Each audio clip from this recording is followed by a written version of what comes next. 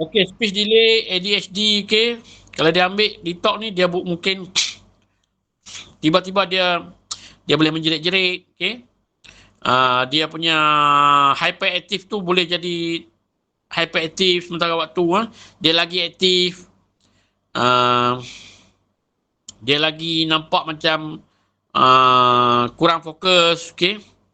Sebab pesakit ADHD ni attention deficit hyperactive disorder. Dia ada masalah hyperaktif, dia ada masalah fokus. Dia tak boleh fokus, okey. Bercakap dengan dia apa dia buat tak tahu je. Contoh, dia main satu barang, kemudian dia bosan, dia main benda lain pula, suruh dia buat satu kerja, dia tak boleh buat kerja tu sebab dia tak boleh fokus. Dan dia melompat sana sini, Mak bapak yang ada anak ADHD ni memang susah lah, okay? Memang susah, memang kesian sangat, okay? Tapi kalau nak sembuh, nak selesaikan masalah ADHD speech delay ni, nak bagi dia boleh bercakap balik apa semua tu, nak bagi dia jadi anak-anak yang normal, okay? Dalam buku ni pun kita share juga, dalam buku autism ni pun ada juga yang testimoni ADHD, speech delay dalam buku ni. Dapatkan buku ni, masuk grup yang betul, okey. Saya rasa yang tanya tu memang dia berada dalam grup autism kan? Puan yang bertanya tadi tu ada dalam grup autism kan? Jadi kalau berada dalam grup autism tu grup yang betul lah untuk ADHD semua ni. Puan Linda, dia punya leader dalam grup tu Puan Linda. Betul tak dia berada dalam grup tu? ADHD memang boleh kita reverse dia, detox. Lepas tu dia ada ubat khas untuk pesakit yang speech delay ADHD ni, ada ubat khas. Kalau nak rawat dengan kami, spend masa 6 bulan untuk kita nak selesaikan masalah speech delay dia, kemudian tambah lagi 3-4 bulan untuk selesaikan masalah ADHD dia. Lebih kurang 9 bulan lah.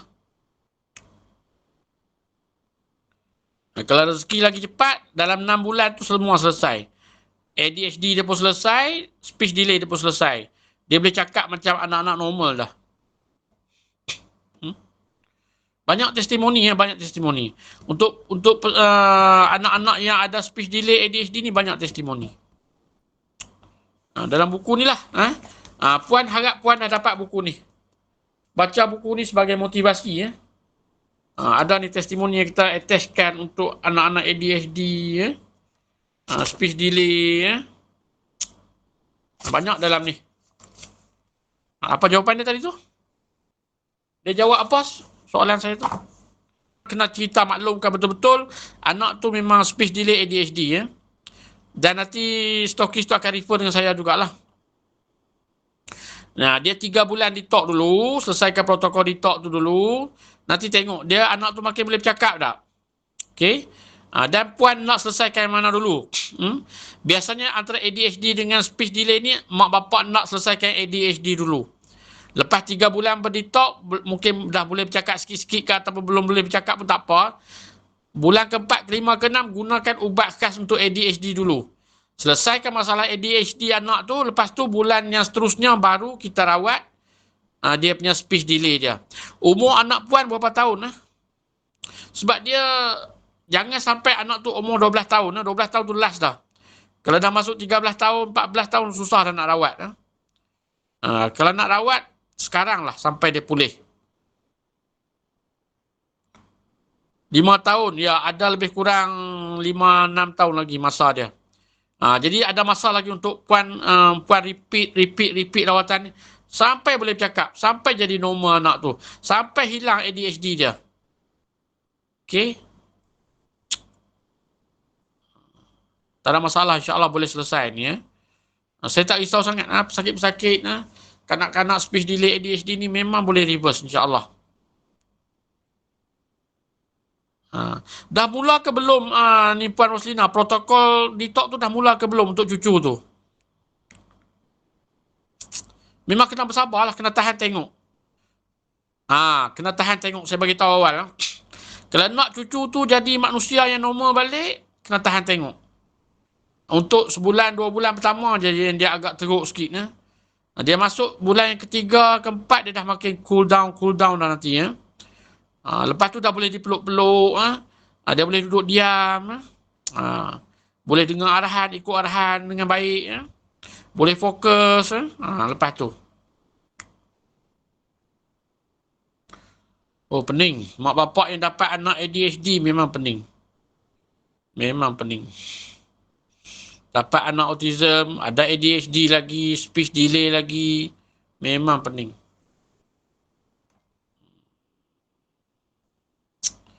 Jadi tak ada alasan lah untuk tak rawat anak-anak tu. Jangan asyik dulu letak anak-anak syurga, anak-anak syurga. Kau mak bapak lah kena ada ikhtiar untuk rawat. Cari kaedah yang betul. Selagi duduk rawat di luar terapi tu, terapi ni tak jalan. Tak jalan tuan-tuan perempuan. Sampai ikat tengkuk dia, ikat kepala dia. Gantung. Saya suruh gantung sekali. Apa punya terapi sampai pelik-pelik sangat. Kesian budak tu. Tak payah pun sebenarnya. Kita rawat dari dalam. Kita rawat dari dalam. Kita buang punca masalah tu. Punca dia apa? Vaksin lah. Waktu baby tu cucuk berdas-das berpuluh-puluh dos. Itulah punca dia. Kepada speech delay, anxiety, ADHD, autism semua ni, itulah punca dia. Kalau saya bercakap, orang marah. Sebab mak bapak dah benarkan cucuk baby dia orang duduk berdos-dos, berpuluh dos. Itu je punca dia. Anak-anak dilahirkan dalam keadaan yang sangat bersih. Sangat sihat sebenarnya. Baby yang tak dicucuk ni berpuluh kali ganda lebih sihat daripada anak-anak yang dicucuk vaksin. Yang dicucuk macam-macam ubat ni. Mustahil lah Allah Ta'ala cipta manusia ni mesti lahir-lahir bergantung semua dengan ubat. Allahu Akbar. Gunalah kita punya akal. Guna akal. Mengaku orang Islam yang beriman ada Allah Ta'ala. Okay? Allah Ta'ala maha hebat mencipta manusia sebaik-baik kejadian. Tiba-tiba pergi cucuk vaksin anak pula. Di situ trap dia. Di situ perangkap yang kita kena. Itu perangkap yang kita kena. Kalau kita betul-betul yakin Allah Ta'ala ni dah hasilkan manusia ni sebaik-baik kejadian, kenapa lahir-lahir kita benarkan anak kita, cucu kita cucuk macam-macam? Elakkan. Cukup dah dulu-dulu kita dah lakukan kesilapan. Jangan ulang lagi kesilapan untuk generasi seterusnya. Jangan. You cucuk je anak you ataupun cucu you berdos-dos, memang anak tu akan kena penyakit. Akan kena. Cepat atau lambat je. Sekarang ni ramai dah orang mula sedar, Alhamdulillah. Dulu-dulu saya sampai berbuih mulut cakap pun orang buat tak tahu je, orang marah je kat kita. Sekarang ni bila dia dah dapat cucuk je anak kena sakit, cucuk je anak jadi teruk. Dia dah sedar lah sekarang ni. Okay? Dulu dia tak sedar. Okay? Jadi itulah punca penyakit. Daripada kita punya kurang ilmu, kita kurang pengetahuan, kita main ikut je. Kesian. Hospital gempak sikit, geretak sikit, tak boleh sekolah, tak boleh, kena kabut cucuk anak. Cucuk-cucuk. Dan itulah punca segala penyakit kepada anak. Pada baby-baby yang baru lahir ni, itulah punca dia. Kalau tuan-tuan perempuan boleh stop, boleh elak, boleh lawan, jangan cucuk. Ini hak aku, ini anak aku, ini cucu aku pertahankan. InsyaAllah tengoklah anak-anak tu sangat sihat. Membesar dengan sihat. Saya bukan jumpa satu. Saya dah jumpa ramai orang. Ramai baby-baby yang mak bapak dia orang pertahankan tak mau cucuk ni. Sihat walafiat. Sihat. Dan sangat cepat pick up dia orang ni. Okay? Sangat cepat bercakap. Sangat cepat boleh berjalan. Otak cerdas. Susah nak dapat sakit. Okay? Satu kelas dah sakit, dia tak sakit-sakit. Okay? Satu kelas dah demam, dah batuk, semua, dia tetap steady je. Inilah dia Allah Ta'ala punya sebaik-baik kejadian. Ini orang yang yakin. Tapi bukan senang nak dapat benda ni. Tak ramai orang, dia sembang je. Dia duduk dalam kuliah, yakin. Allah Ta'ala ciptakan manusia sebaik-baik kejadian, sehebat-hebat kejadian, yakin. Dan lahir je anak pergi cucuk. Okay. Tak ada mencegahnya. Dia akan merosakkan lagi anak. Jangan sembang lah. Doktor pun tak boleh jawab. Doktor pun tak boleh jawab apa-apa sekarang ni. Sekarang ni ramai anak yang kena eczema, kena psoriasis, okay? Dapat sawan, dapat autism, dapat ADHD, speech delay. Dia orang pun tak boleh jawab. You bawa anak you yang kulit dah menggelupah berdarah-darah ni, you bawa, you tunjuk kat doktor. Anak saya kena macam ni lepas cucuk vaksin lah. You jawab, cakap gitu kat doktor. Tak boleh jawab dia, tuan-tuan perempuan. Dia akan kona. Dia lah dia akan cakap, ini keturunan. Nampak tak? Dia akan salahkan kita punya keturunan. You tahu tak? Ini bukan satu kes. Banyak kes dah beritahu kat saya. Last kali apa doktor tu cakap? Ini sebab keturunan. Tengok. Last kali dia salahkan keturunan kita. Okay? Sedangkan salah tu daripada kita sendiri. Yang membenarkan. Tak apalah doktor tu, itu kerja dia orang nak cucuk orang. Nurse itu kerja dia orang. Kita lah mak bapak kena pertahankan. Sehabis daya. Okay? Tak apalah yang dah tersilap lah. Tapi boleh lagi detox. Okay? Sampai dah tersilap cucuk anak berdos-dos tu, selagi belum kena sakit ni, inilah masa yang terbaik. Okay? Baby-baby yang ada yang masih nampak sihat tu, detox lah cepat-cepat. Okay? Sebelum dia kena. Bila dia dah mula kena autism, dia 5 bulan, 6 bulan dia tak nampak lagi tau. Setahun ke atas nanti tiba-tiba dia jadi bisu. Asal boleh bercakap. Tiba-tiba senyap. Itu dah nampak lah. Asal kita boleh tengok dia ada eye contact. Tiba-tiba dia buat bodoh je. Itu autism lah tu. Jadi, yang dah cucuk ni, sebelum kena apa-apa, detox je cepat-cepat. InsyaAllah tak jadi. InsyaAllah tak jadi autism, tak jadi speech delay, tak jadi ADHD, tak jadi epilepsi sawan ni. Jangan tunggu dah kena. You dah tahu dah cucu you, anak-anak you, dah cucuk vaksin, cepat-cepat detox. Sebab apa? Sebab dalam vaksin tu sendiri, ada heavy metal yang paling dahsyat sekali, merkuri. Thimerosal ni dia akan masuk ke dalam, dia akan limpas, orang Sabah kata dia akan melalui, dia akan pass through kita punya BBB, blood, brain barrier. Dia lalu situ, dia akan masuk di otak kita, merkuri pergi ke otak, memang hancur anak kita. Hancur kita punya cucu. Ini masalah dia. Kena rajin membaca lah sikit. Sebab di hospital dia orang takkan bagi tahu. Dia orang takkan bagi tahu. Last kali dia akan cakap, dia akan tanya, tok nenek dia ada tak autism? Dia akan cari tu sampai dia jumpa keturunan mana yang ada autism tu. Dia akan cakap ni sebab keturunan. Last kali kita agak kena. Jadi kita yang kena lawan. Kita yang kena fight. Tak mau cucuk. Sign borang. Sebab apa? Sebab cucuk-mencucuk tu hak kita yang dijamin oleh perlembagaan. Tidak ada paksaan sebenarnya. Tak ada. Relax. Nak masuk sekolah pun tak ada syarat. Tak ada syarat yang diluluskan oleh perlembagaan undang-undang mengatakan you tak ada cucuk vaksin, you tak boleh masuk sekolah. Tak ada. Dia pakai buku mana? Tanya dia. Dia pakai undang-undang mana yang kata tak cucuk vaksin tak boleh masuk sekolah? Tunjuk kat saya. Mana dia buku tu? Mana dia undang-undang tu? Tak ada. Dia tak boleh tunjuk.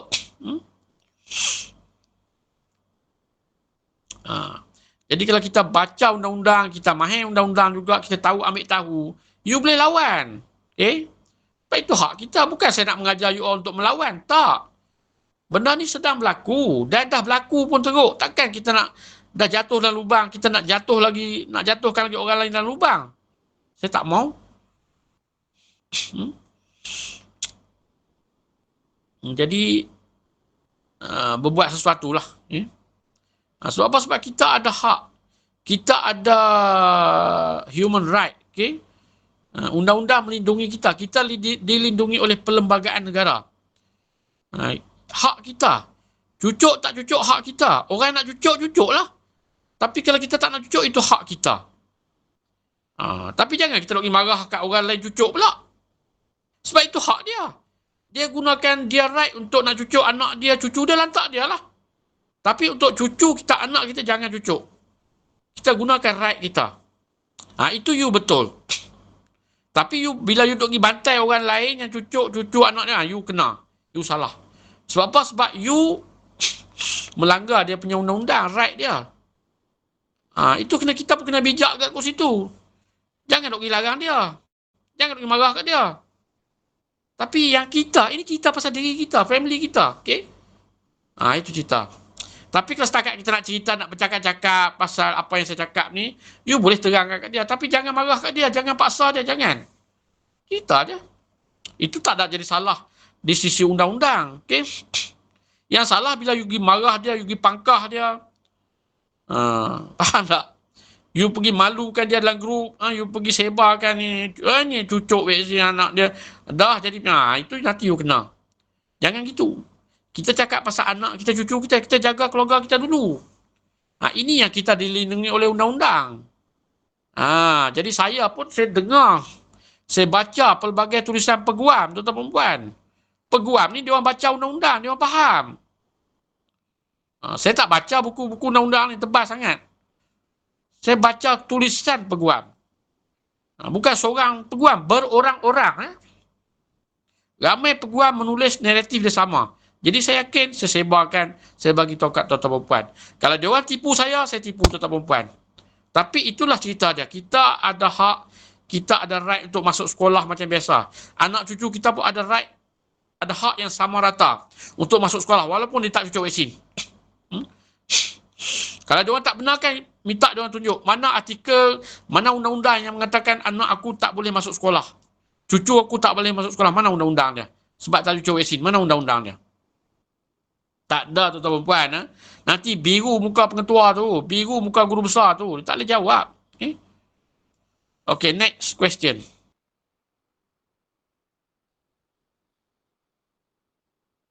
Boleh, ada. Ditok dulu. Kalau belum ditok dulu. Sebulan, 2 bulan, 3 bulan.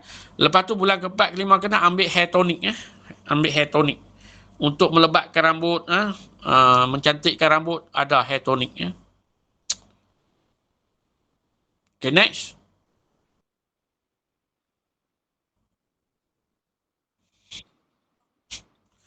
Itu mana kata dia kena buat protokol. Ambil protokol ditok dulu 3 bulan.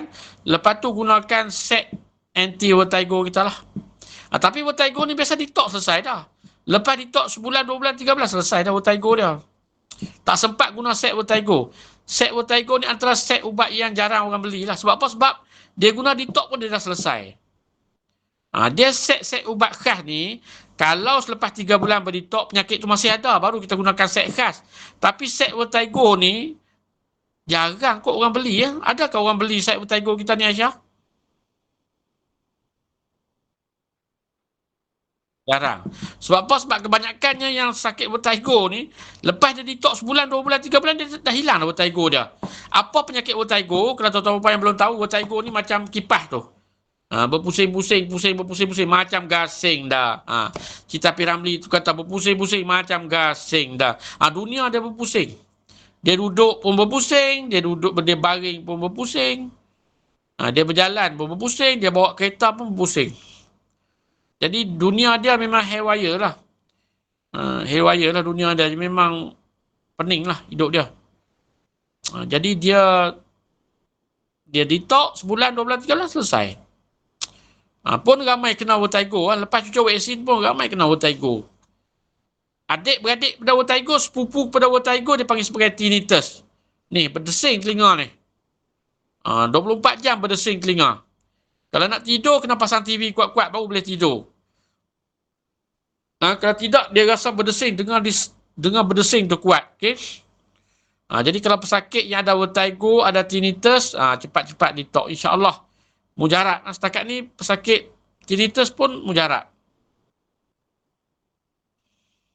Okay, next question.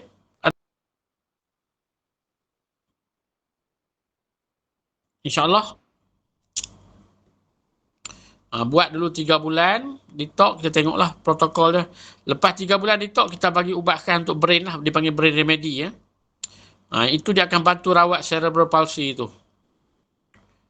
Jadi, tapi biasanya cerebral palsy ni dia, sebab dia dah kena lama, baby kena peringkat yang awal lagi kena, dia dah macam agak susah nak reverse. Tapi ikhtiar lah, at least kita boleh mengurangkan simptom cerebral palsy dia tu. Tak rugi mencuba, mana tahu, mudah-mudahan sembuh, mudah-mudahan dia reverse balik. Itu semua kerja Allah Ta'ala. Tapi pengalaman saya rawat cerebral palsy ni, mak bapak dia orang tak nak konsisten. Dia ambil je ubat kita sebulan, lepas tu dia stop. Tak dapat tolong lah. Okay, next.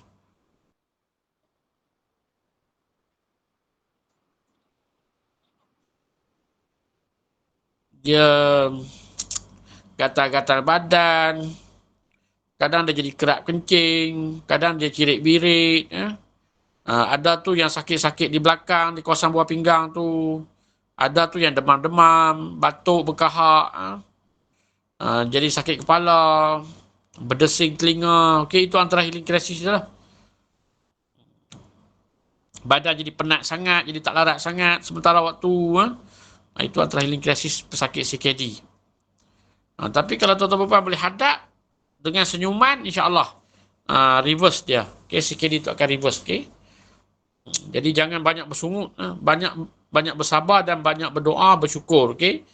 Ada healing crisis tu petanda apa? Penyakit tu sedang dirawat, sedang nak reverse. Jangan sangka buruk dengan Allah Ta'ala. Jangan sangka buruk bila Allah Ta'ala bagi healing crisis tu. Itu petanda baik. Okay, next.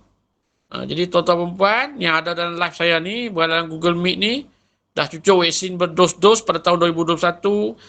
Segala Pfizer, segala AstraZeneca, segala Sinovac dah cucuk di badan. Masih sihat lagi. Jangan tunggu sakit. Jangan tunggu disahkan kanser baru kelang kabut nak cari detox. Itu mungkin terlambat. Saya pun akan reject tuan-tuan perempuan. Jadi, the time is now. Kena segera berdetox cepat-cepat. Now or never. Do or die. Itu je cerita dia. Kalau orang-orang yang akan kena kanser ni. Okay? Yang calon-calon yang akan kena kanser ni, orang cucuk vaksin lah. Pfizer, AstraZeneca, Sinovac, tunggu je. Masa akan menentukan. Sekarang dah berlaku dah. Ramai dah mula kena kanser. Kena faham, kanser ni dia bukan cucuk hari ni, esok kena kanser. Tak. Cucuk 2021, 2023, 24, 25, 2026 baru akan kena kanser. Dan benda ni akan berterusan sampai 2030. Sampai 2031. Sebab apa? Sebab kesan kanser ke kesan buruk vaksin ni akan berlaku sampai 10 tahun. Akan berlaku dalam tempoh 10 tahun daripada tarikh cucuk. Jadi cucuk baru 2021 akan berakhir tarikh 2031. Sekarang baru 2026. Jadi jangan rasa seronok kalau tak kena penyakit lagi sekarang ni. Tuan-tuan perempuan kena ingat, yang dah ada vaksin dalam badan bakal kena kanser. Kalau tak rawat, tak buang racun tu sekarang. Akan lebih banyak konten-konten menarik yang Aisyah persembahkan dalam channel ni. Jadi saranan Aisyah, subscribe channel ni dan support Aisyah.